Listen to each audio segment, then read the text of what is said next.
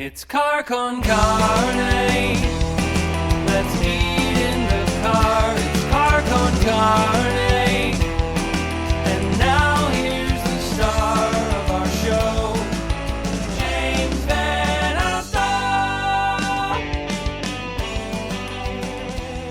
This right here is Car Con Carne. It's a Q101 podcast. I'm James Van Alstyne, and Car Con Carne is sponsored by Easy Automation, easy-automation.net. Transform your living space with cutting-edge home automation. Experience seamless control over audio, video, lighting, climate, security, all of it. Embrace the future of smart living. It's your home, your rules. Get a quote by visiting easy-automation.net or give Dan a call. This is Dan's phone number, 630-730-3728. He'll get you started. He'll let you know just how easy it is to make your home a smart home. Get a free, hassle-free quote from him. I'm James Van Alstyne, not in the car, clearly. In fact, I'm back in the green room of the Hideout. When you have the opportunity to record or do anything, really, at the Hideout, you take it. I'm joined by Bronze. Specifically, Scott and Dylan are next to me. Hello, James. Bronze. Thanks, James. Now, here's where it all gets tied together. Bronze is headlining Psych Fest Night 2 on Saturday the 8th, right here at the Hideout. It's true. And correct me if I'm wrong, you're not going to be playing anything off that cool album we're going to talk about. That is true. I want to talk about what you're going to do because I read, or I understand the concept, and I kind of nerded out to what you're going to be doing here. I think it's super cool. We'll get there. Awesome. Absolutely love it. All right. So March 8th at the Hideout, right here where we are right now, Chicago Psych Fest. I'm not even going to try to describe your sound. That's the hard part about it. Doing a podcast is trying to describe music. Yeah. But I think this says it very well. Bronze is a Chicago-based soft synth-pop easy for me to say. Bronze is a Chicago-based soft synth-pop act balancing the intimacy of a pre-dawn romantic tryst with the opulent production of AM radio hits melting out of stereos in the early 1980s. I mean, that's the elevator pitch. Pretty accurate. It's spot on. So what is it about that era that hooked you guys in, that you've furthered through music? You know, when you're just in, you're in, you know, your friend's Oldsmobile and their mom is chain smoking Parliaments, and you've got this Chicago tape is coming on, and you're just like, what is this? What, you know, and it's 1983, and you're just like, oh, what is this? You know, 25 years later, you make an album, and See, it's funny though. I don't know if you're half joking or not. I have such fond memories. I mean, of discovering music, sitting in the backseat of my parents' car, listening to cassettes. Yeah, listening to the radio. That kind of hooked me in as a kid. Yeah. Similar experience here. It was like tape. You know, we were both born in 1979, so we were growing up with our folks driving around in the 80s, and that's, you know, we had 5 cassettes maybe in the car, so it was like, which of the 5 ones are we going to, you know, we're going to listen to Sgt. Pepper, then we're going to listen to the Graceland, and then we're going to listen to the Best of Joe Cocker. Is that what you had for real? Yeah. Nice. And it was just rotate those 5 over and learn every nook and cranny of those albums, and that was like how I feel like maybe there is some nostalgia with our sound, and some nostalgia, and yeah, it's sort of I think maybe digging back to like childhood memories and wishing that I was an older person at that time. Maybe I don't know. I might be reaching. Back in that time, maybe making mixtapes for your friends. Oh yeah, still doing it. Yeah, The master. Wait, do you really? Masterful. Yeah, we still. I mean, mixtape. We made a mix designer. for Dub Lab Radio that's airing on Monday, and I do a radio show on Lumpin' Radio. So I never stopped making mixtapes, but now they're digital, not cassette. Because cassettes, to be fair, not a great medium for music. Anyone who used to pay for cassettes, to own cassettes, knows the agony of those moments where the player eats up the tape and it's done. Yeah. But I will say, I think cars, like if you have a car with a cassette deck, I can't think of a better way to listen to cassettes is driving. Yeah, the home stereo, not so much, but I agree. Yeah. There's something to at least, that. And again, that's probably memories of driving around listening to the White Album when I was old enough to drive. Just being like, I'm gonna go drive for 3 hours. Do you remember the first albums you bought with your own money? Yeah. I think, well, I got a Monkey's Best Of. That was the very first thing, but that was like a Christmas present. And then Score. Yeah. Yeah.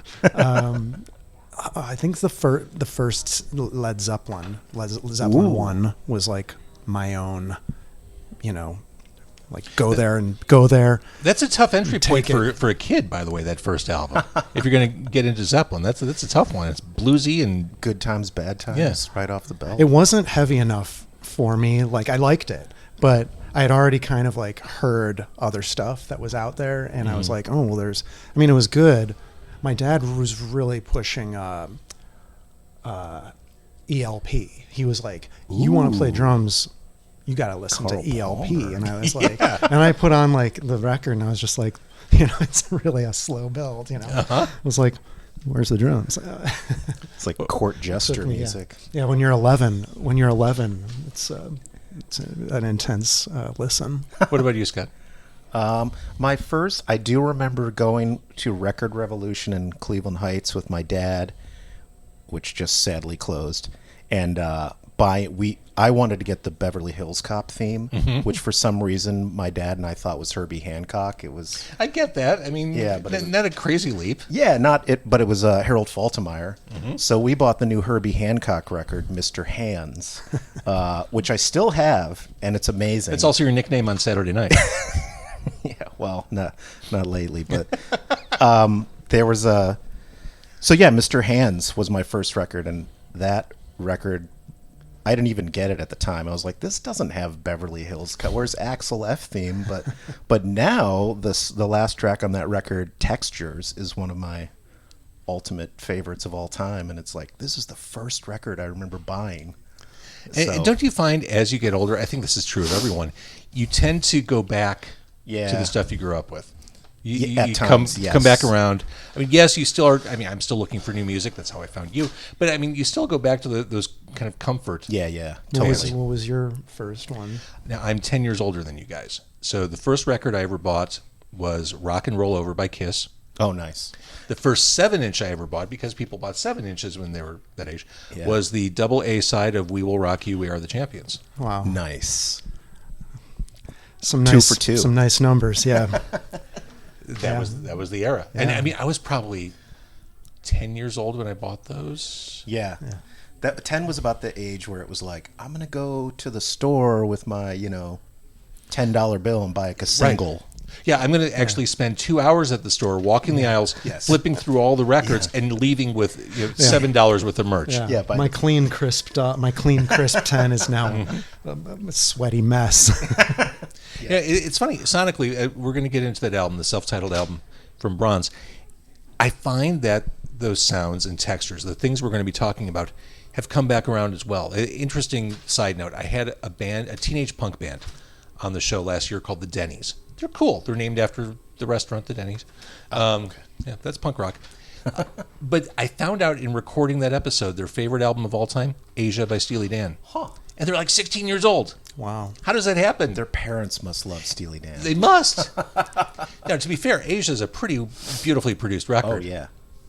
That's pretty, if you're in, that's a punk move, right? Is that the most, if you're into the Carpenters, or maybe more punk than being into Dead Kennedys at this point. Yes. I don't know, maybe. There's a rule book somewhere that explains all this. Yeah, all the contrarian avenues. So let's talk a little Bronze history. First of all, this album was years in the making, right? The new one was, we took our time, yes. Yeah, let's hold it up. Let's. I think it was about 7 years between the first recording sessions and actually being released. Yeah, it was about 7 years, I think. And album art, courtesy of our good friend Andrew Hannigan. Check out his website, Andrew Hannigan.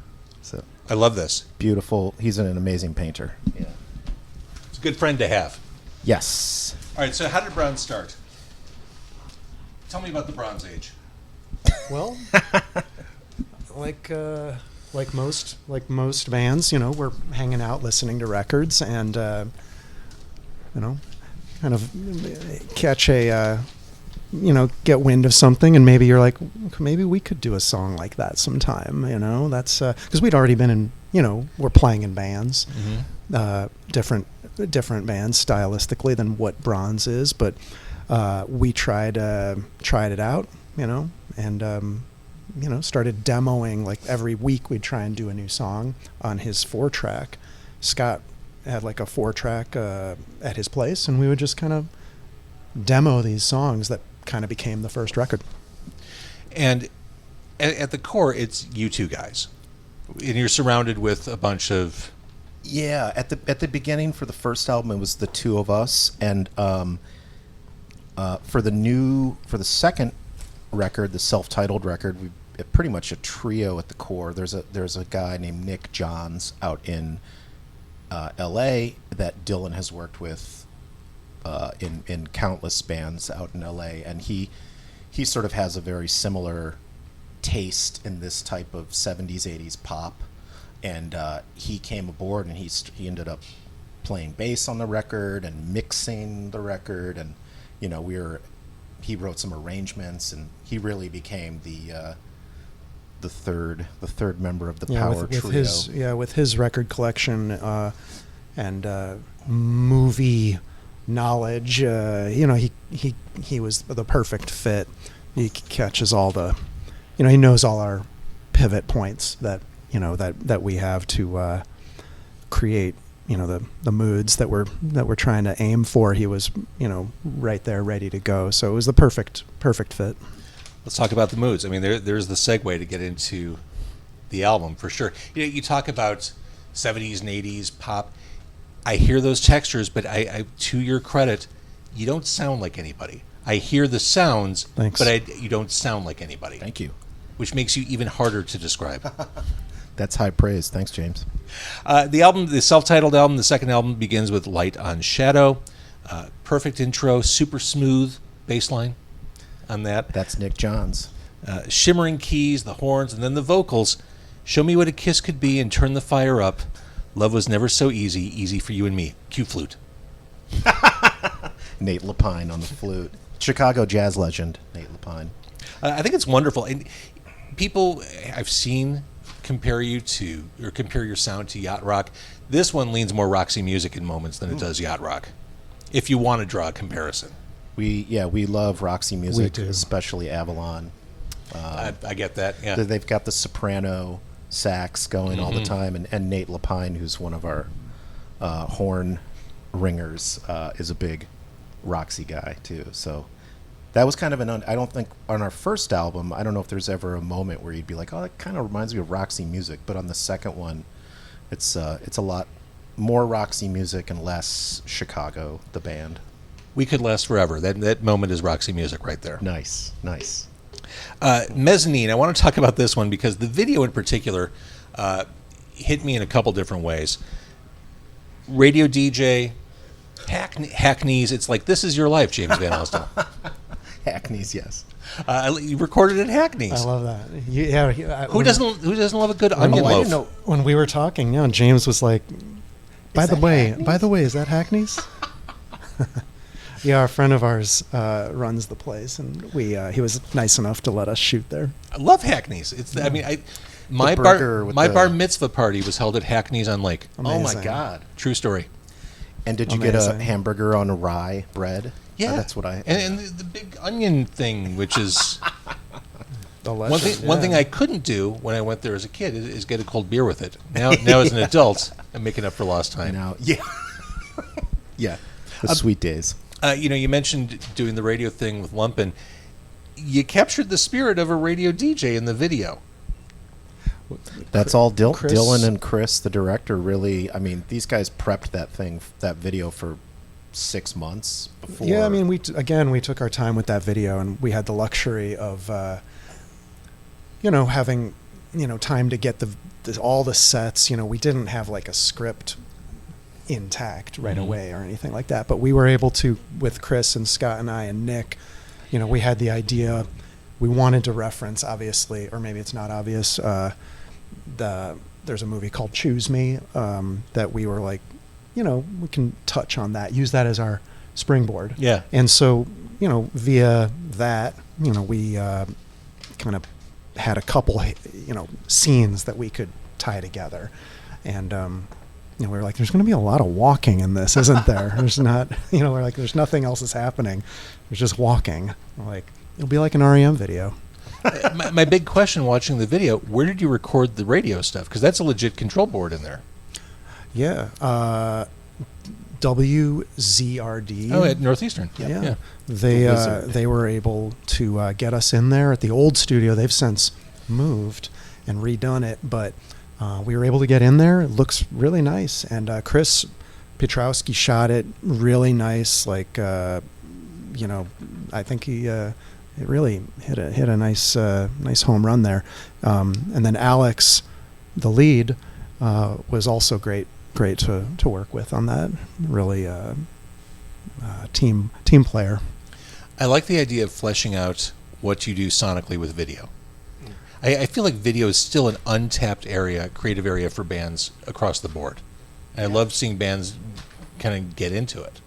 Yeah, I mean, it can definitely be a fun for especially for guys like us who watch a ton of movies, and we probably take as much inspiration from certain movies as we do certain bands and records and stuff.